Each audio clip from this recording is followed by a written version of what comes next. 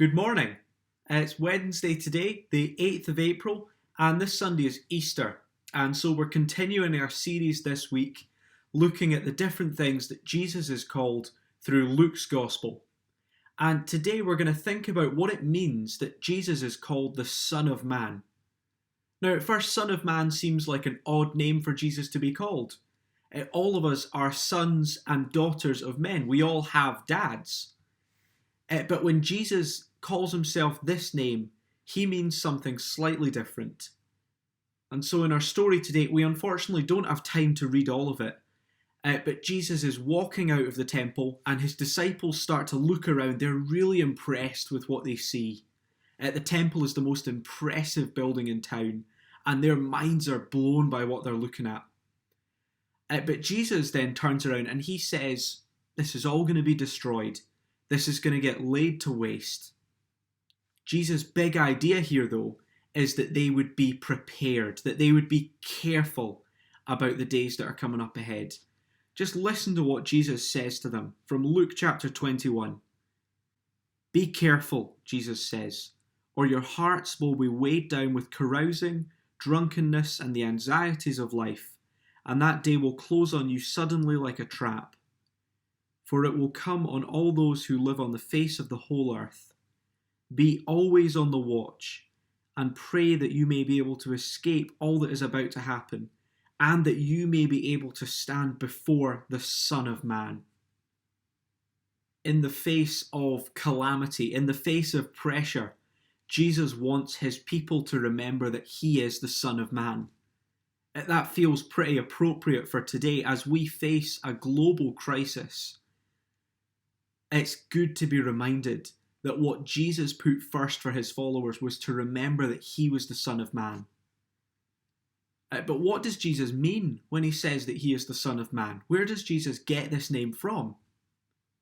Well, Jesus gets it from the Old Testament prophet Daniel. Daniel wrote about 500 years before Jesus was born, and he looked forward to the day when God's special messenger was going to come. Daniel had this vision of God, and he foresaw somebody called the Son of Man coming. Listen to what Daniel saw. He says, in my vision at night I looked, and there before me was one like a Son of Man, coming with the clouds of heaven. He approached the Ancient of Days, that's a special name for God, and was led into his presence. He, that is the Son of Man, was given authority, glory, and sovereign power. All nations and peoples of every language worshipped him. His dominion is an everlasting dominion that will not pass away, and his kingdom is one that will never be destroyed. Isn't that amazing? This picture of the Son of Man who's going to get brought into the presence of God the Father, who will be given a kingdom that will last forever. His is all glory, power, and majesty forever. And that's who Jesus says he is.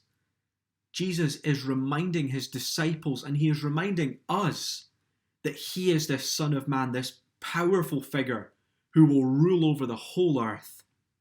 We often have a picture of Jesus as being meek and mild, and he was. But he was also the awesome Son of Man, the King over the whole earth.